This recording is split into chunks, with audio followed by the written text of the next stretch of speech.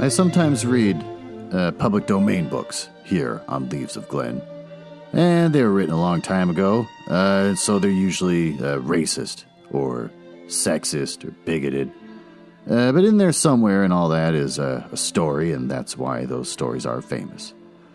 Other times, I read works from independent authors, and they're delightfully not racist, but they might have adult language or adult situations. So that's your warning, but I'm sure you are grown up enough to handle it. Don't write to me complaining.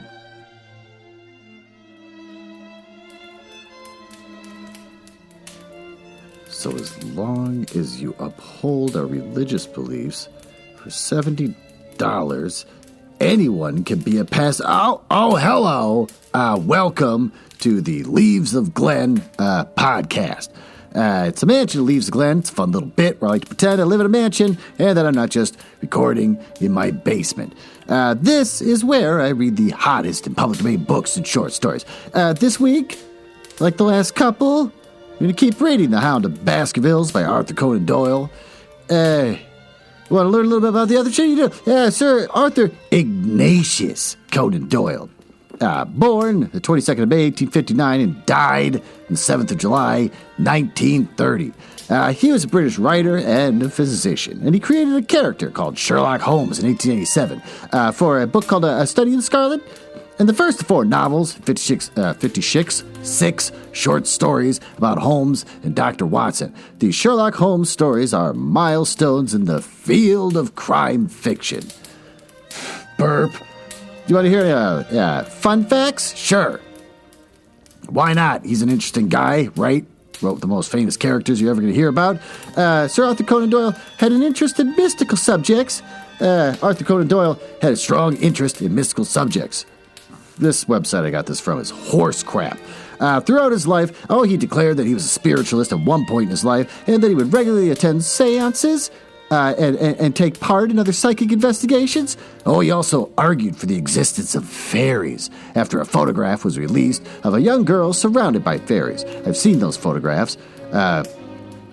Maybe my keen eye for Photoshop fakery makes that just look fake as hell. When I've seen them, it's like that's clearly just a kid smiling and posing next to a bunch of illustrations of fairies. It's paintings of fairies. It's the dumbest thing I've ever seen in my entire life. He wrote a book about the subject titled The Coming of the Fairies. So that's kind of interesting. Sir Arthur Conan Doyle played football in goal. Arthur Conan Doyle was one of the most successful writers of the 19th and 20th century, but he was also incredibly athletic and talented at sport. An interesting fact about Arthur Conan Doyle! Exclamation point. The website actually says an interesting fact about Arthur Conan Doyle at the end of that sentence. When you're there to get interesting facts, why are they promoting that one? Why not the fairy one? While living in Portsmouth, 1882, Arthur Conan Doyle played the club for amateur cam board. Well, that was eventless. This episode is an emergency episode because I was supposed to record with Ben yesterday. What happened to Ben? Well, he got COVID. He got tested. My car broke down. I'm not trying to gloss over Ben has COVID, but my car broke down, which is really important to me. So my car broke down, and I had to go down and pick up a rental while they fix it. Gonna take days to fix it. So I had to cancel on Ben, but he said, yeah, I got tested for COVID. I have a mild kind of cold going on, stuffy nose, that kind of thing. And I said, it's probably nothing. You can still come over if you wanted to. And he goes, yeah, probably. But then I had the last minute, I'm like, I got to cancel because I got to go get a car. And he goes, why does it matter? And I said, I don't know. I just got to cancel. I'm really focused on this car thing, Ben. Completely glossing over the fact that he might have COVID. Well, today he sent me a text message proving that he has COVID. He tested positive. So the poor guy's got to stay locked up in his house for 2 weeks. So it sucks for him. I've offered to go do his chores for him. Like, I'll run around and I'll get your groceries and whatever you need and go drop it off at your diseased house. But he said, all he said in reply was, now I'm just thinking of all the absurd things I can make you go do. So even though he's diseased with a pandemic, he's still a dick. So I'm sure that's pretty refreshing for the rest of you. How are we, doing for time? Oh God, did I finally... Oh, I got seconds until the clock strikes. Oh. There we go. Look at that. This one's a breeze. My emergency episode to make up for the lack of diseased Ben is the easiest thing I've ever done. Well, let's dive into the story.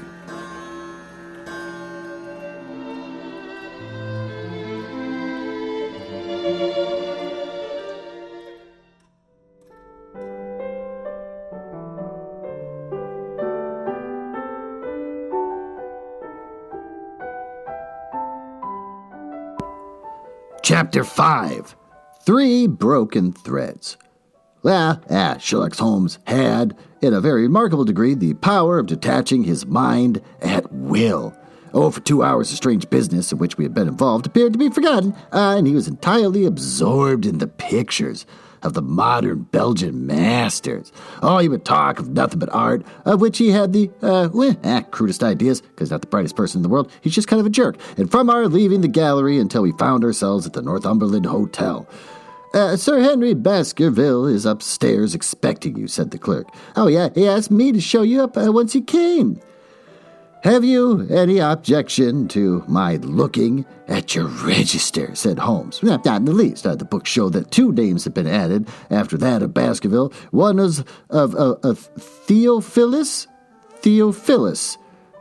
Burp Johnson, and family of Newcastle. The other, Mrs. Oldmore, and maid of High Lodge, Alton. Surely, Burp, that must be the same Johnson whom I used to know, said Holmes to the porter when he knew everyone. A lawyer, is he not? Gray-headed and walks with a limp? No, sir, this is Mr. Johnson, the coal owner. A very active gentleman, not older than yourself. Surely you're mistaken about his trade. No, sir. He has used this hotel for many years, and he is very well known to us. Well, that settles it. Miss Oldmore, too. I seem to remember the name. Excuse my curiosity, but often in calling upon one friend, one finds another. She is an invalid lady, sir. Her husband was once mayor of Gloucester, and she always comes to us when she's in town. Thank you. I'm afraid I cannot claim her acquaintance. We have established a most important fact by these questions, Watson, he continued in a low voice as we went upstairs together. We know now that the people who are so interested in our friend have not settled down in his own hotel. It means that while they are, as we have seen, very anxious to watch him, they're equally anxious that we should not see them. Now this is the most suggestive fact. What does it suggest? It suggests, Holla, my dear fellow. What is Holla? Halloa. Is that like a nickname you call one of your friends? Well, now I gotta find out. Come on. Give Papa what he wants. Kindle. Exclaim. A variant of halloo. Oh. Man, I hate old literature. It suggests, Holla, my dear fellow, what on earth is the matter? As we came round the top of the stairs, we had run up against Sir Henry Baskerville himself. His face was flushed with anger, and he held an old dusty boot in one of his hands. So furious was he that he was hardly articulate. And then when he did speak, it was in a much broader and more Western dialect than any which we had heard from him in the morning. Seems to me they're playing me for a sucker in this hotel, he cried. I'm trying to do a Western dialect. I guess I'm just trying to do Southern now. I don't know what I'm doing. I'll stop. I can't do impressions. They'll find that they've started in to monkey with the wrong man unless they are careful. By thunder, if that chap you can't find my missing boot, there will be trouble. I can take a joke with the best, Mr. Holmes, but they got a bit over the mark this time. Still looking for your boot? Yes, sir, and mean to find it. But surely you said it was a new brown boot? So it was, sir, and now it's an old black one. What? You don't mean to say. That's just what I mean to say. I only had 3 pairs in the world, and the new brown, the old black, the patent leathers, which I am wearing. Last night they took one of my brown ones, and today they have sneaked one of the black. Oh, well, have you got it? Speak out, man, and don't stand staring. An agitated German waiter had appeared upon the scene. Oh, no, sir, I have made inquiry all over the hotel, but I could hear no word of it. Well, either that boot comes back before sundown, or I'll see the manager and tell him that I go straight out of the hotel. Oh, it shall be found, sir. I promise you that if you will have a little patience, it will be found. Mind it is for the last thing of mine that I'll lose in this den of thieves. Well, Mr. Holmes, you'll excuse my troubling you about such a trifle. No, I think it's well worth troubling about. Why don't you look very serious about it? How do you explain it? Well, I don't attempt to explain it. It just seems a very maddest, queerest thing that's ever happened to me. The queerest, perhaps, said Holmes thoughtfully. What do you make of it yourself? I don't profess to understand it yet. The case of yours is very complex, Sir Henry. When taken in conjunction with your uncle's death, I am not sure that all of the 500 cases of capital importance which I have handled, there is one which cuts so deep that we hold several threads in our hands, and the odds are that one or another of them guides us to the truth. Oh, we may waste time in following the wrong one, but sooner or later we must come upon the right. We had a pleasant luncheon, in which little was said of the business which had brought us together. It was in the private sitting room, to which we afterwards repaired, that Holmes asked Baskerville what were his intentions. Go to Baskerville Hall. And when? At the end of the week.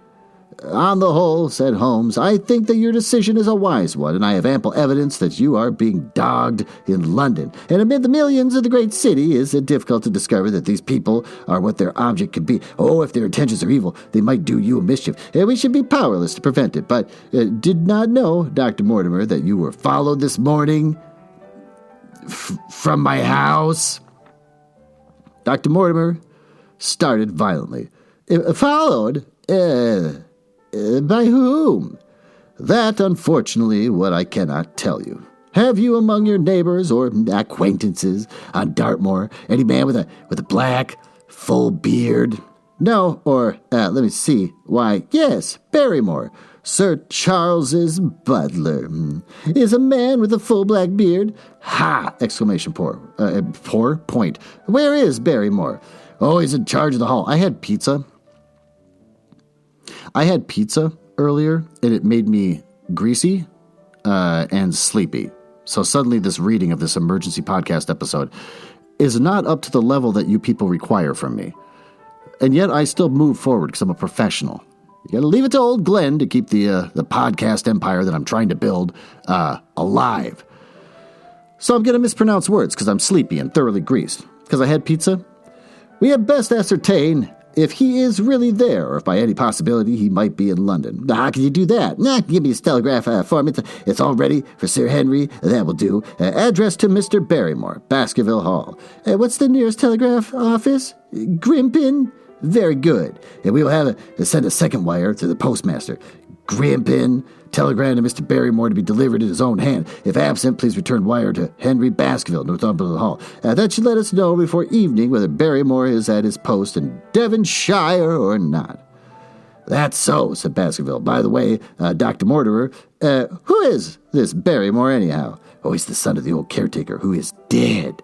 Oh, they looked after the hall for 4 generations now. So far as I know, he and his wife are as respectable a couple as there are in the country.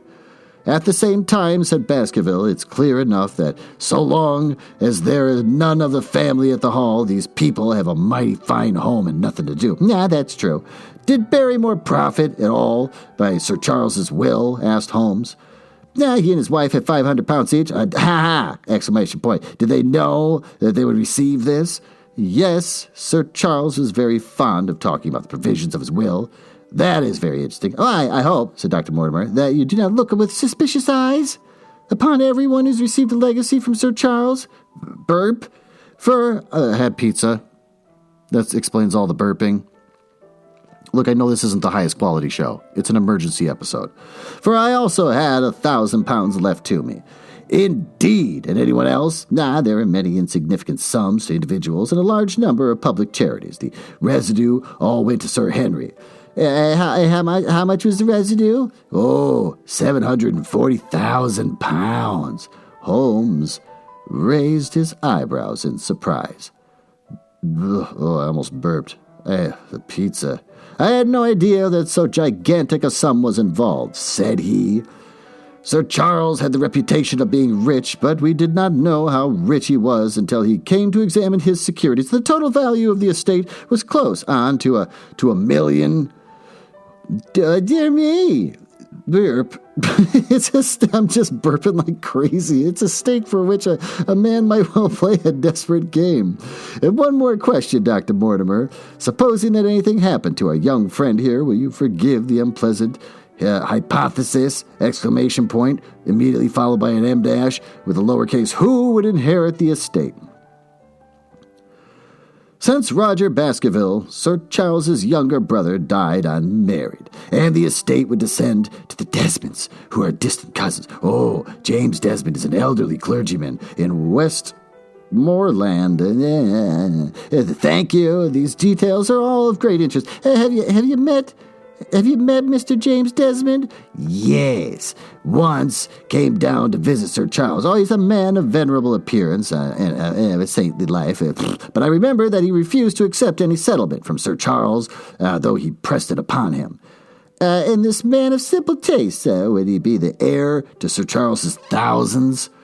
Oh, he would be the heir to the estate, because that is entitled. He would also be the heir to the money unless it were willed otherwise by the present owner, who can, of course, do what he likes with it. Have you made your will, Sir Henry? No, Mr. Holmes, I have not. I've had no time, and it was only yesterday that I learned how matters stood. But in any case, I feel the money should go with the title in the estate. That was my poor uncle's idea. Oh, how is the owner going to restore the glories of the Baskervilles if he has not money enough to keep up the property? House, land, and dollars must go together. Quite so.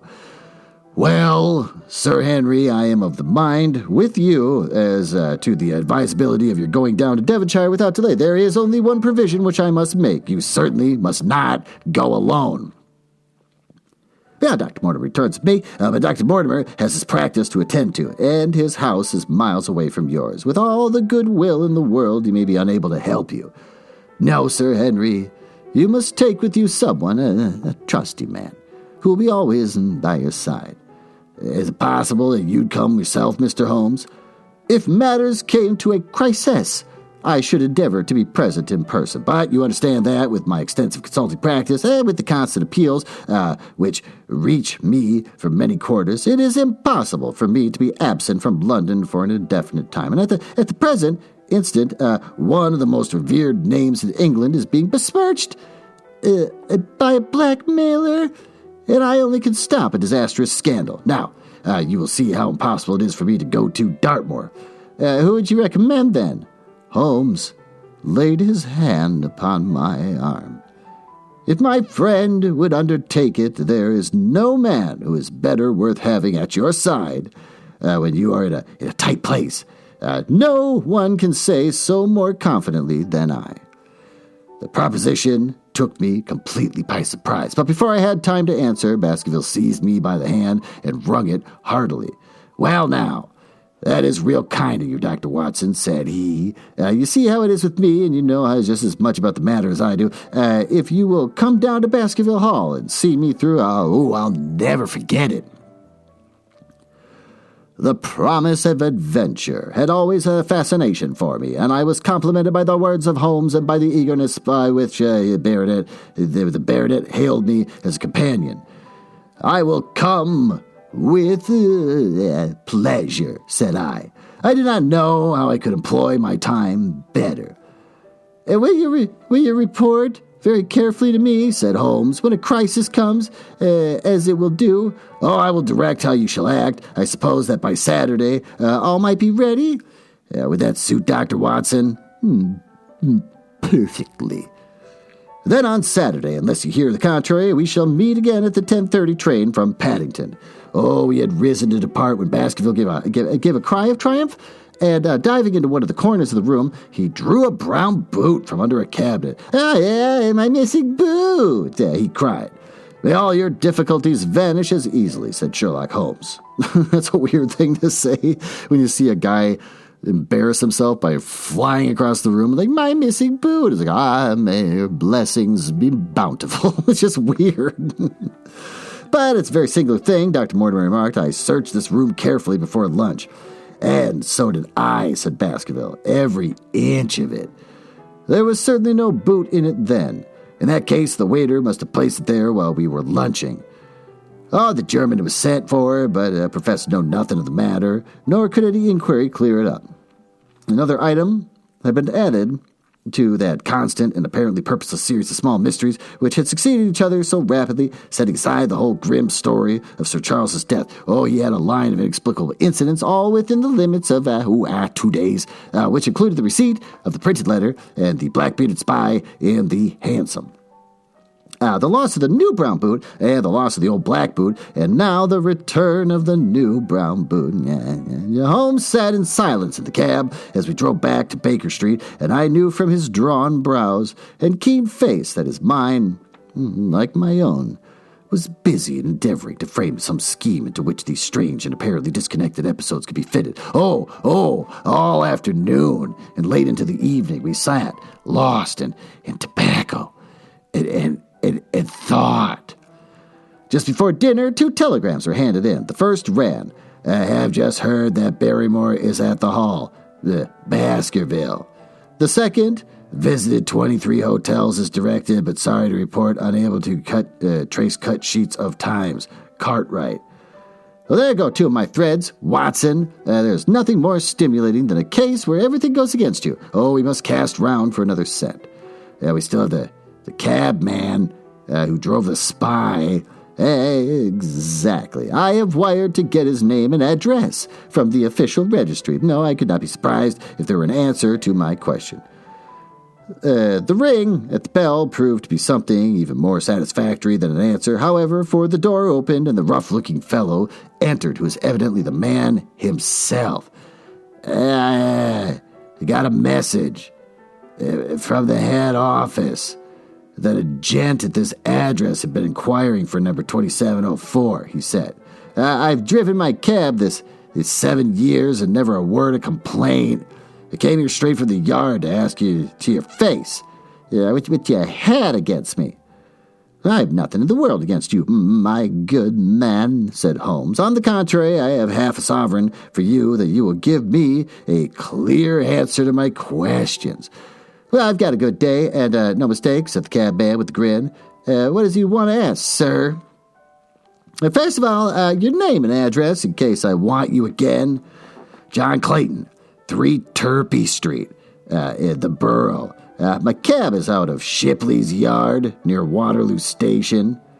Well, Sherlock Holmes made a note of it. Now, Clayton, tell me all about the fair, who came and watched this house at 10 o'clock this morning, and afterwards followed the 2 gentlemen down Regent Street. Well, the man looked surprised and a little embarrassed.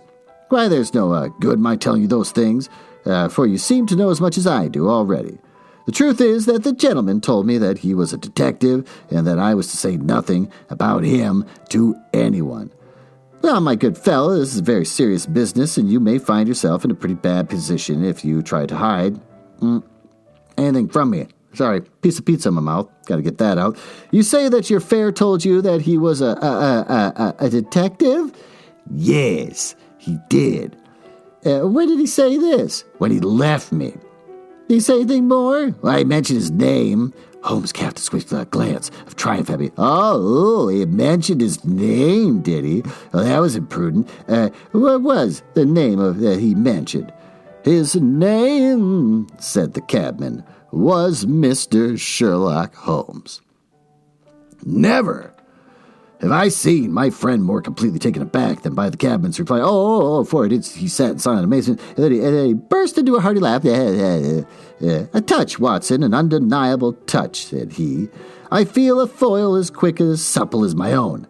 He got home upon me very prettily that time, and so his name was Sherlock Holmes, was it? Yes, sir, that was the gentleman's name. Excellent. Tell me, where did you pick him up and all that occurred? Well, he hailed me at 9:30 at Trafalgar Square, and then he was a detective, and he offered me 2 guineas if I'd do exactly what he wanted all day, and ask no questions. And I was glad enough to agree. First, he drove down the Northumberland Hotel, and he waited there until about 2 gentlemen came out and took a cab from the rank. Then we followed their cab until he pulled up somewhere near here. This very door, said Holmes. Well, I couldn't be sure of that. Another piece of pizza in my mouth. Time to get that out. But I dare say that my fare knew well about it. He pulled up. We're going to learn all these details right now. Pulled up halfway down the street and then waited an hour and a half, and then the two gentlemen passed us and walking. We followed down Baker Street and along. I know, said Holmes. Well, until we got 3/4 down Regent Street, then my gentleman threw up the trap, and he cried that I should drive right away to Waterloo Station as hard as I could go. Oh, I whipped the mare. Oh, we were there in under 10 minutes. Then we paid up his 2 guineas, like a good one, and away he went to the station. Only, just as he was leaving, he turned round and said, "It might interest you to know that you have been driving Mr. Sherlock Holmes, and that's how I come to know the name." "I see. You saw no more of him?" Not after he went to the station." "And how would you describe Mr. Sherlock Holmes?" The captain scratched his head. He wasn't altogether such an easy gentleman to describe. I put him at 40 years of age. And he was middle height, 2 or 3 inches shorter than you, sir. And he was dressed like a toff." "What's a toff?" "Oh, thank God for the Kindle. What's a toff?" A rich upper-class person. 19th century, perhaps an alteration of tuft, used to denote a gold tassel worn on the cap by entitled undergraduate, Oxford, Cambridge. Oh, so just a jerk. Then he came, and then he had a black beard, cut square at the end. Weird. And a pale face, and I don't know if I could say more than that. Color of his eyes? No, I can't say that. Nothing more you can remember? No, sir, nothing. Well, then, here is your half-sovereign. And here's another one for one waiting for you, if you could bring any more information. Good night. Good night. Thank you. John Clayton departed, chuckling, and Holmes turned to me with a shrug of his shoulders and a rueful smile. "Snap goes our 3rd thread, and we end where we began," he said. The cunning rascal! ! He knew our number, knew that Sir Henry Baskerville had consulted me, spotted who I was in Regent Street, conjectured that I had got the number of the cab and would lay my hands on the driver, and so sent back this audacious message. I tell you, Watson, this time we have got a foeman who is worthy of our steel. I have been checkmated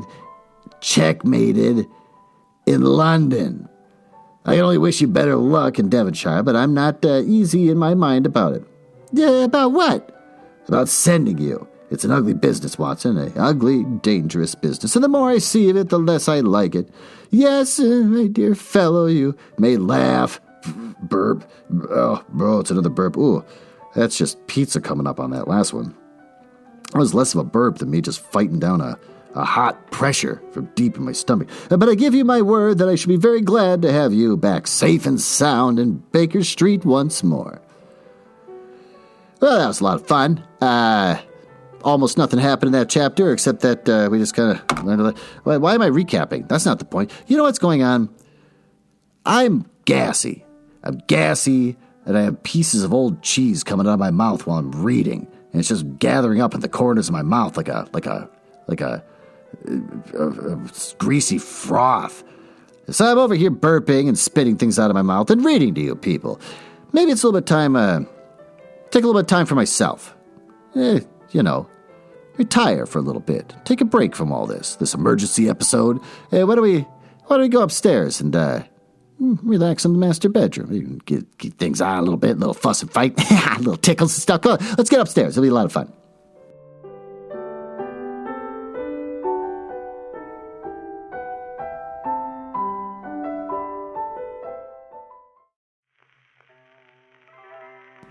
Oh boy, I can't wait to see what you want. What is that? Is that a little pizza suit?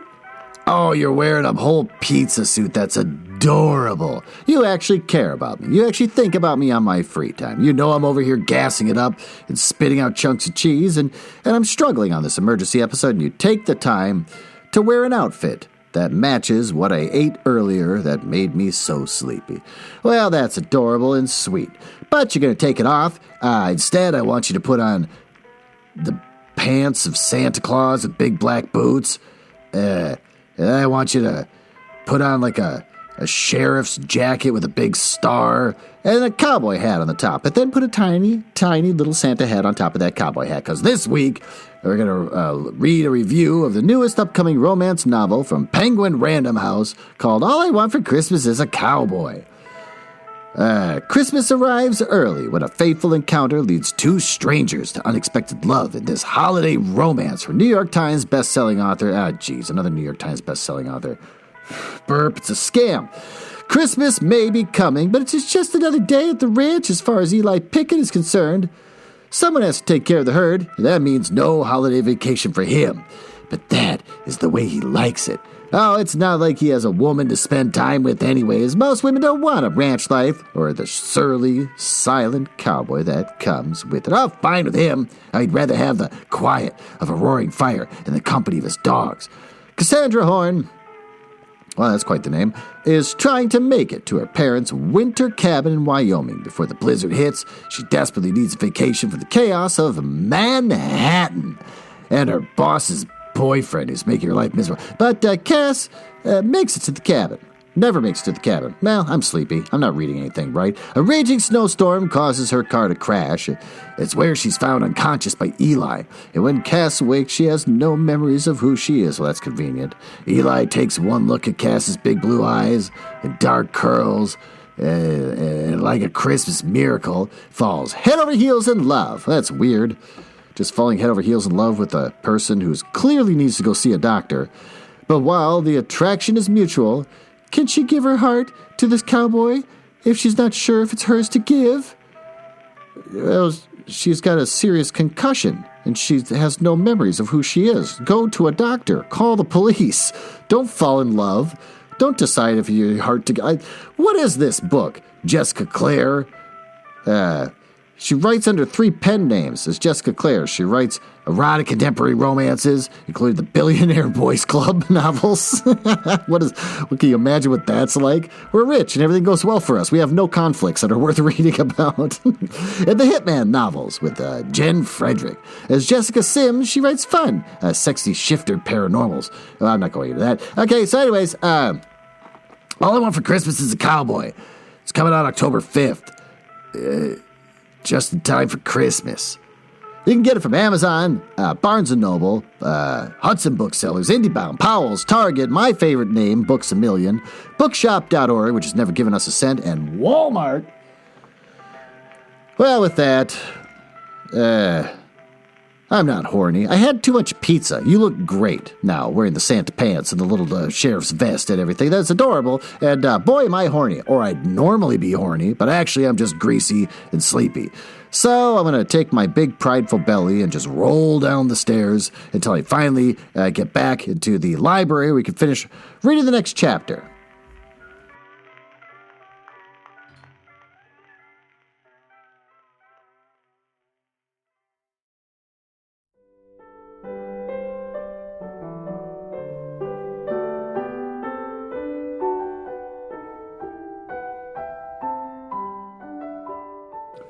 Well, let's snuggle up back here in the library and continue reading Chapter 6 of this book. There's a big-ass fly in my my mansion. Burp. Man, that's a lot of pizza. I'm still tasting the flavors. The bouquet of flavors. He's been flying around and dive-bombing my head, and I can't stand it. All right, well, whatever. Chapter 6, Baskerville Hall. Sir Henry Baskerville and Dr. Mortimer were ready upon the appointed day. We started as ranged for Devonshire. Ooh, that was a weird gassy burp inside my throat that never came up to my mouth. It sounded like a small turtle whining.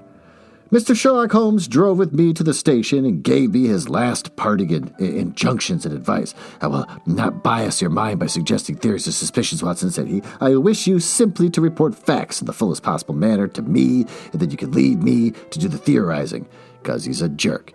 It's sort of facts.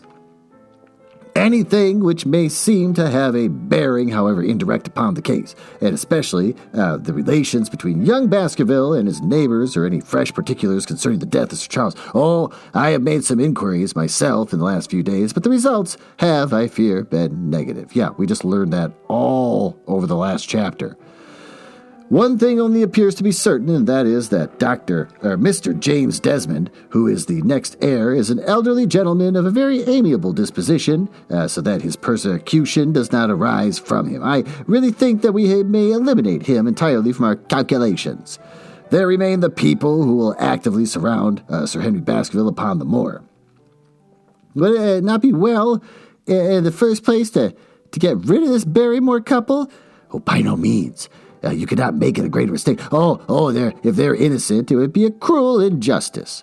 And if they are guilty, we should be giving up all chance of bringing it home to them. No, we will preserve them upon our list of suspects. And then there's a groom in the hall, if I remember right. And there's two moorland farmers. And then there's our friend, Dr. Mortimer, whom I believe to be entirely honest. Yeah. And then there's his wife, whom we know nothing. There's this naturalist, Stapleton, and then there's his girl's sister, who is said to be a young lady of attractions. And there's Mr. Farkland of Laughter Hall, who is also an unknown factor. And there are one or two other neighbors, but these are the folk who must be a very special study. I will do my best. You have arms, I suppose? Yes, I thought it well to take them. Oh, guns. Can you just get guns in England? Is it like being in Texas, where it's like you go to the gas station and just get a Snickers bar and a pistol? Can you do that in England, especially back then? Well, he's got them. Most certainly, keep your revolver near you night and day and never relax your precautions. Our friends have already secured a first-class carriage, and we are waiting for us upon the platform. No, we have no news of any kind, said Dr. Mortimer in answer to my friend's questions. I swear to one thing, and that is we have not been shadowed during the last 2 days. We have never gone out without keeping a sharp watch, and no one could have escaped our notice. Oh, you've always kept it together, I presume. Except yesterday afternoon. I usually give up one day to pure amusement. Yeah, when I come to town. But I spent it at the Museum of the College of Surgeons. Oh, he's a crazy motherfucker. This guy knows how to go off the chain. And I went to look at the folk in the park, said Baskerville. Let's go. These guys know how to party, and we have no trouble of any kind. It was imprudent all the same, said Holmes, shaking his head and looking very grave. Yeah, he doesn't approve of their lifestyles and how they party so hard. I beg, Sir Henry, that you will not go about alone. Some great misfortune will befall you if you do. Did you get your other boot? No, sir, it's gone forever. Indeed, that is very interesting. Well, goodbye. Yeah, as the train began to glide down the platform. Bear in mind, Sir Henry, one of the phrases in that queer old legend which Dr. Mortimer has read to us, and avoid the moor in those hours of darkness when the powers of evil are exalted. Like back at the platform, we had left it far behind and saw the tall, austere figure of Holmes standing motionless and gazing after us, like a weirdo. Burp. Ooh. I had a Haggis pizza. It's called the Inferno, so it's got a lot of peppers and stuff in it. Haggis pizza is like a bar pizza, but weirdly, it's delicious comfort food. They sell it everywhere here in Minneapolis. You can go anywhere. Oh, any small town. Can I have a Haggis pizza? And they've got one at a bar, or you can go to a grocery store and pick one up, and they're weirdly delicious. I cannot stop talking about Haggis breakfast pizza. They're hard to find, but if you find a place that does sell one, like Cub, then, oh God, get one. It's so delicious. It's got egg and hollandaise sauce. So darn good. I didn't have that tonight, though. That's the reason why I'm burping up fire and my own flesh. The journey was swift and a pleasant one, and I spent it in making more intimate acquaintance of my two companions, and then playing with Dr. Mortimer's spaniel. In a very few hours, the brown earth had become ruddy, and the break had changed to granite, and red cows grazed in well-hedged fields, where the lush grasses and more luxuriant vegetation spoke of a richer, if damper climate. Oh, the dew points. Young Baskerville started eagerly out the window and cried aloud with delight as he recognized the familiar features of Devon's scenery. What is he, 9? settle the hell down. Just sit there and be quiet till we get home. I've been over a good part of the world since I left it, Dr. Watson, said he, but I've never seen a place to compare with it. I never saw a Devonshire man who did not swear by his country, I remarked. It depends on the breed of men, quite as much as the country, said Dr. Mortimer. A glance at our friend here reveals the rounded head of the Celt, which carries inside it the Celtic enthusiasm, the power of attachment. I've met people like that. They won't shut up about where they grew up. People that grew up in places like White Bear Lake or Chaska. Poor Sir Charles Head was of a very rare type, half Gaelic, half Irvanian. Well, let's look up what Irvanian is. Just some guy named Irv. Come on, search Wikipedia. Primitive Irish. Okay. In its characteristics, but you were very young when you last saw Baskerville Hall. Were you not? Oh, I was a boy in my teens at the time of my father's death, and had never seen the hall, for he lived in a little cottage in the south coast. Thence, I went straight to a friend in America. Thence, I gotta start using that more often. I tell you, it's all as new to me as it was to Dr. Watson. I'm as keen as possible to see the moor. Are you? Then your wish is easily granted, for there is your first sight of the moor, said Dr. Mortimer, pointing out of the carriage window. Over the green squares of the fields and the low curve of wood there arose in the distance a gray, melancholy hill, with a strange jagged summit, dim and vague in the distance, like some fantastic landscape in a dream. Baskerville sat for a long time, his eyes fixed upon it, and I read upon his eager face how much it meant to him, and this first sight of that strange spot with a man of his blood had held sway so long and left their marks so deep. There he sat, with his tweed suit and his American accent, in the corner of a prosaic railway carriage, and yet I looked at his dark and expressive face, and I felt more than ever how true a descendant he was of that long line of high-blooded, fiery, and masterful men. There were pride, valor, and strength in his thick brows. Gross. his sensitive nostrils. This man sounds highly unattractive. His thick brows. There's strength in his thick brows and his sensitive nostrils. I imagine them being really pink and kind of veiny.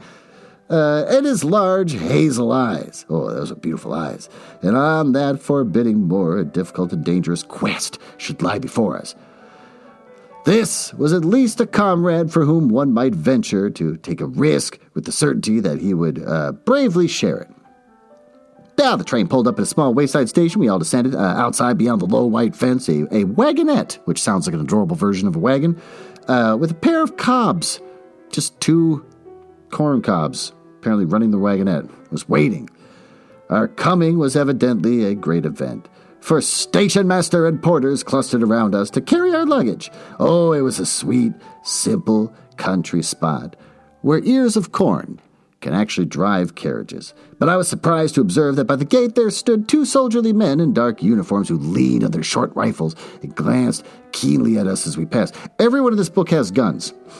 I didn't think you could get guns that easily in England. Apparently I got to look this up. I am ignorant to what guns are like in England. But here, in this period of time, everyone's got them. They're flossing their teeth with them. They're shooting light bulbs to turn off the lights at night. It's amazing. The coachman, a hard-faced, gnarled little fellow, saluted Sir Henry Baskerville, and in a few minutes we were flying swiftly down the road. A broad, white road, rolling pasture lands curved upward on either side of us. And old gabled houses peeped out from amid the thick green foliage. Find me. It's cute. These little houses are cute. They like to play. But behind the peaceful and sunlit countryside, there rose ever, dark against the evening sky, that long, gloomy curve of the moor, broken by the jagged and sinister hills. All the wagonettes swung round to the side road. This corn is amazing. And we curved upward through deep lanes worn by centuries of wheels, high banks on either side, heavy with dripping moss, and fleshy heart's tongue ferns.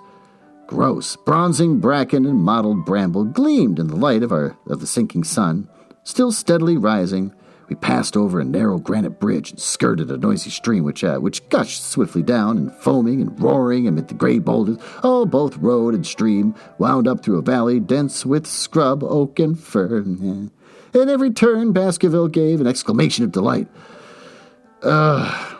Just give him like some Triscuits or something. Get him to calm down. Give him some corn chips. Looking eagerly about him and asking countless questions like he's 9. Just give him an iPad.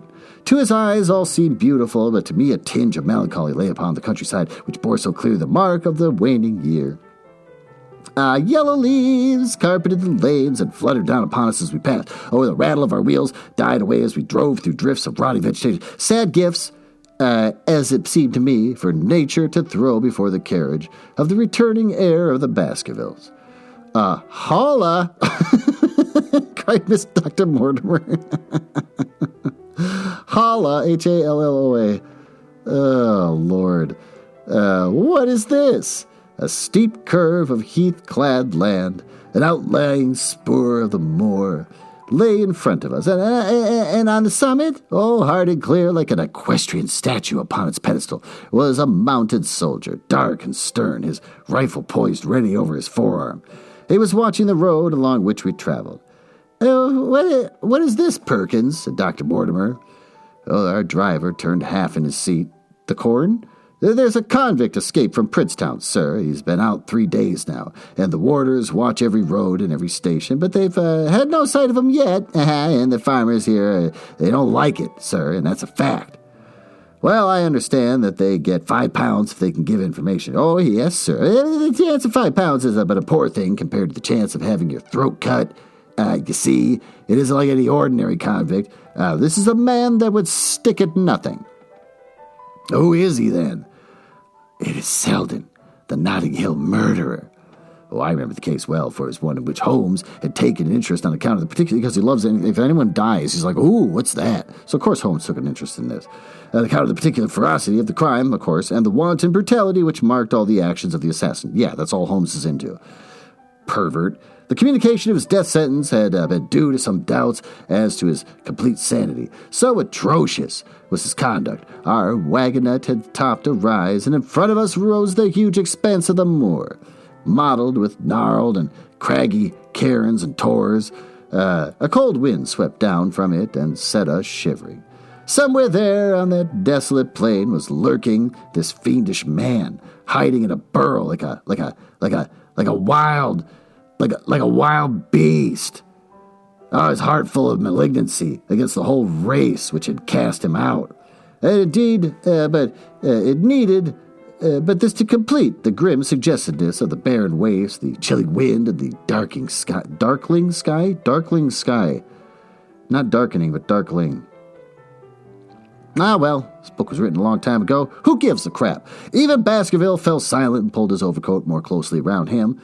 We had left the fertile country behind and beneath us. We look back on it now, the slanting rays of a low sun, turning the streams to threads of gold and glowing in the red earth, now turned by the plow and the broad tangle of the woodlands. The road in front of us grew bleaker and the wilder over huge russet and olive slopes, sprinkled with giant boulders. Now and then we passed a moorland cottage, walled and roofed with stone, with no creeper to break its harsh outline. Suddenly we looked down into a cup-like depression, weird, patched with stunted oaks and firs which had been twisted and bent by the fury of years of storm. 2 high, narrow towers rose over the tree, and the driver pointed with his whip. The corn held up a little whip. That's adorable. Baskerville Hall, said he. Why did I say it like that? Its master had risen, was staring with flushed cheeks and shining eyes. A few minutes later, we had reached the lodge gates, a maze fantastic tracery in wrought iron, with weather-bitten pillars on either side, blotched with lichens, and surmounted by the boar's heads of the Baskervilles. The lodge was a ruin of black granite, and bared ribs of rafters, but facing it was a new building, half-constructed, the first fruit of Sir Charles's South African gold. Through the gateway, we passed into an avenue where the wheels were again hushed amid the leaves, and the old trees shot their branches in a somber tunnel over our heads. Baskerville shuddered as he looked up the long, dark drive to where the house glimmered like a ghost at the farther end. "Oh, was it here?" he asked in a low voice. No, the U Valley is on the other side." Is it the corn saying that? The young heir glanced around with a gloomy face. It is no wonder my uncle felt as if trouble were coming on him from such a place as this, said he. "It's enough to scare any man, and I'll have a row of electric lamps up here inside of 6 months, and you won't know it again. With 1,000 candle-power Swan and Edison right here in front of the hall door."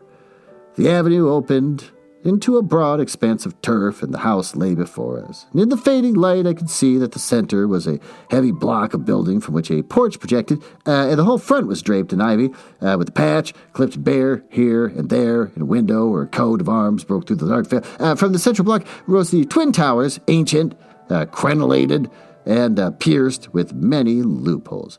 To right and left of the turrets were more modern wings of black granite, and a dull light shone through heavy mullioned windows. And from the high chimneys which rose from the steep, high-angled roof, there sprang a single black column of smoke. "Welcome, Sir Henry. Welcome to Baskerville Hall." A tall man stepped from the shadow of the porch to open the door of the wagonette. The figure of a woman was silhouetted against the yellow light of the hall, and she came out and helped the man to hand down our bags. "You don't mind my driving straight home, Sir Henry," said Dr. Mortimer. My wife is expecting me." "Surely you'll stay and have some dinner?" "No, I must go. I shall probably find some work awaiting me. I would stay to show you over the house, but Barrymore will be a better guide than I. Goodbye. Never hesitate night and day to send me if you could be of service." The wheels died away down the drive while Sir Henry and I turned to the hall. The door clanged heavily behind us. Oh, it's a fine apartment in which we found ourselves. Large, lofty, burp, and heavily raftered. Again, I apologize for this emergency episode. With huge bulks and age-blackened oak.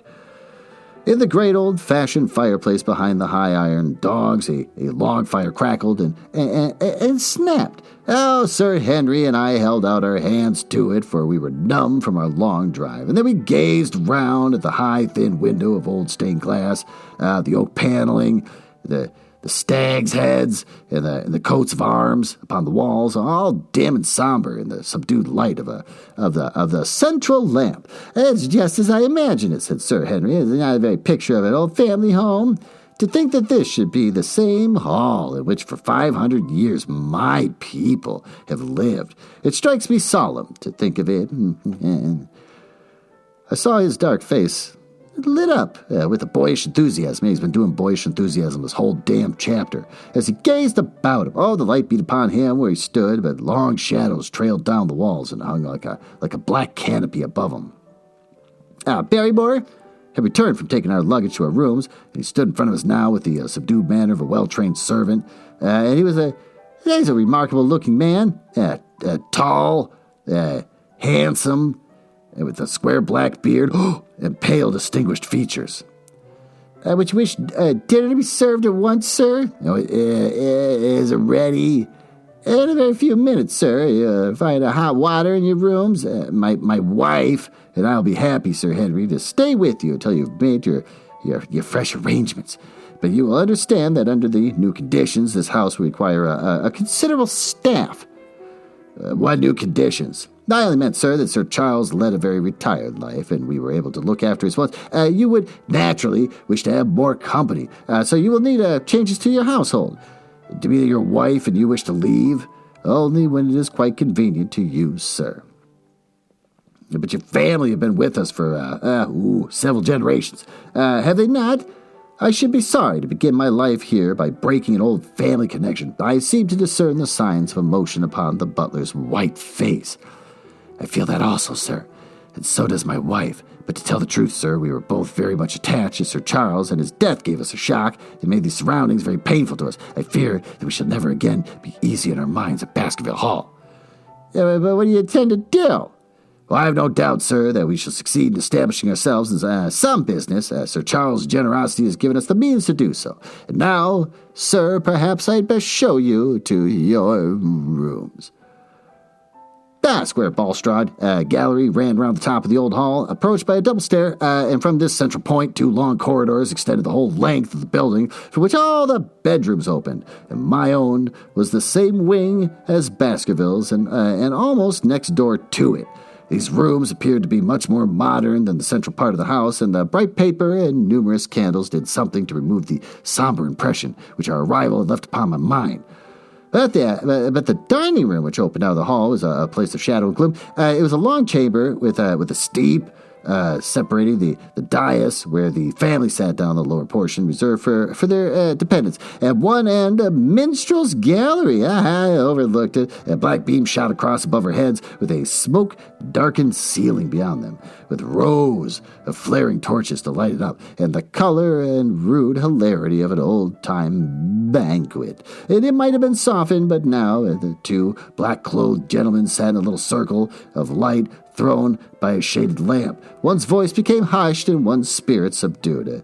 A dim line of ancestors in every variety of dress, from the Elizabethan knight to the buck of the Regency, stared down upon us and daunted us by their silent company.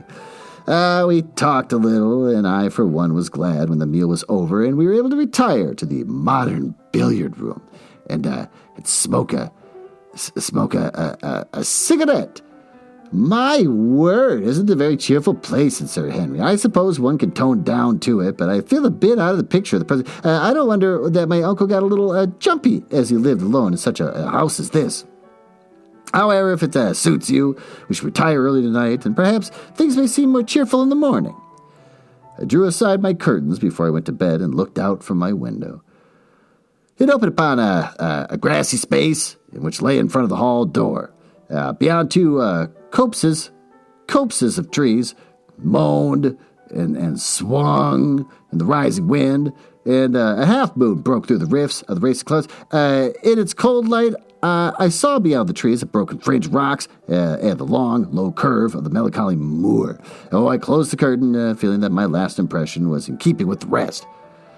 Yeah, the whole place sucks. And yet it is not quite the last. I found myself weary and yet wakeful, tossing restlessly from side to side, seeking for the sleep which would not come. Far away, a chiming clock struck out the quarters of the hours, but otherwise a deathly silence lay upon the old house. And then suddenly, in the very dead of the night, there came a sound to my ears, clear, resonant, and unmistakable. It was a sob of a woman, the muffled, strangling gasp of one who was torn by an uncontrollable sorrow. Oh, I sat up in bed and listened intently, but the noise could not have been far away and was certainly in the house for half an hour. Oh, I waited with every nerve on the alert. But there came no other sound save for the chiming of the clock and the rustle of the ivy on the wall. Well, with that, those 2 chapters, I'm going to reserve my opinion here in this emergency episode. I've been burping up stuff all damn night. Why don't we go down to the smoking room and we can pretend that we're sitting there, because that's fun, and we can review what we just read.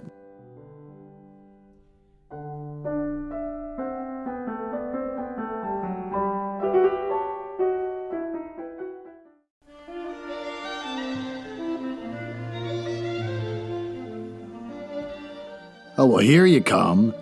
It took you freaking long enough. When you said you wanted to use the bathroom, I didn't realize you were going to go up there and shower or check yourself for fleas or whatever the hell you're doing up there. You're up there for like 20 minutes. I want to go to bed. I'm gassy and I'm tired. Oh, cripes. That was a bad one. Oh, I can feel all the peppers coming back up. This is not a good episode. This is a disgusting episode. I'm flat out burping into the mic and tasting my dinner. What happened in these chapters? Chapter 5, nothing. We find out that Sherlock Holmes has been laying little traps for fishies, and the fishies aren't biting. So he's like, well, this is a turd fest. Watson, why don't you go with those guys over there back to their weird castle that they won't shut up about. And so then that's the next chapter. Next chapter is Watson just hanging out with this guy who was like a 9-year-old, just bouncing up and down his seat, clapping and giggling with a shit-eating grin, not knowing what lies before him. They flat out see a guy with the flat beard, cut off at the bottom, and he's the butler and his wife, and he's being all creepy, like, I gotta get out of here. Probably because he's the Hound, most likely, and he's just wants to hurry up and get out so he can kill people. So, that's kind of it. The whole chapter was, well written. It kind of definitely gives the gloomy mood of the home and the moor and everything else. Surprisingly not as racist as I was expecting it to be, so that's a refreshing change when you get to a chapter without race being thrown into it. I always enjoy that. So what's good about this? Chapter 6 is pretty well written. It's if you like good old-fashioned gloomy haunted mansions, you got it. In spades. You want to hear at length about everything being smoky and gloomy and gross, and creepy butlers and their creepy-ass wives. Yeah, you got it. Enjoy. You even get a crying woman in the distance, off in the mist, or whatever the heck was going on. So that's always cool. So you're getting a classic, old-fashioned ghost story. So I did enjoy Chapter 6. What sucks? Just that Holmes is pretty much just a jerk and useless so far in this book. I'm waiting for the action to happen. I'm waiting to find out how well he can write about a man who's supposed to be smarter than the author himself. Because the author himself looked at a picture of a little girl posing around paper cutouts of illustrations of fairies and thought, this is real. That's the person who's writing a book about a very intelligent, practical person who wouldn't fall for paper cutout fairies. But he did, but Holmes wouldn't. I literally can't understand how that works. How do you make yourself more intelligent briefly to write about a character who's smarter than you, and then go back to being just a big old knucklehead? Just like, oh, these fairies are real, and I'm on a seance, can't be fake. I don't know. So anyways, that sucks. What did we learn? We learned that you can go 6 chapters in without anything really happening, and you can open up a story where the world's greatest detective is just kind of a arrogant, dumb guy. So, I'm sure it's going to turn around later, but not a good opening. If you've never read a Sherlock Holmes book before, this doesn't really make him look all that great. He just looks like an arrogant jerk. A lot of talk about boots. Oh, there's a lot of boot juggling going on. So that was kind of weird, too. But with that, thanks for listening. And if you want to send Ben a bouquet of flowers, I'm not going to give you his address. If you want to wish Ben well, you can't. Actually, the turds over at Ladies Fight, they did wish Ben well. I gave them Ben's secret cell phone number, and boy, did they really chat it up with him. You dead yet? Things like that. It was adorable. So, you can email well wishes. Well, with that, thanks for listening, and I will hopefully not record another one of these next week, and I can record with Ben.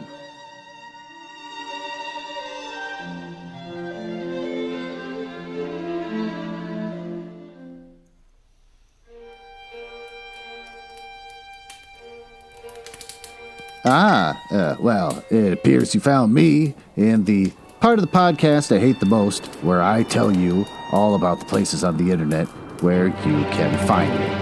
You can tell I hate this because of the sound effects making it sound like a stormy night in the drawing room of the damned. Now, there's that. Are you cool? I like cool people. It's the reason why I got involved in this business to begin with, just to meet cool people. Not losers. So if you're cool, feel free to go over to my website, nuzzlehouse.com. You can see a backlog of everything I've ever read, along with episodes from the Book Boys and blah, blah, blah. You can also find me on Instagram, which is House Nuzzle. And conveniently enough, Twitter, which is also at House Nuzzle. Annoyingly, YouTube made me pick a name instead of just a House Nuzzle, so I got Glenn Nuzzles. So I guess you search for that if you want to watch a screen that doesn't do anything and just hear my voice. And since I think you might be cool, you can always just email me directly, glenn.nuzzles@gmail.com. But don't email if you're a nerdlinger or a dork. Now, back to business. Can't believe I drank all of them already. There's got to be one left.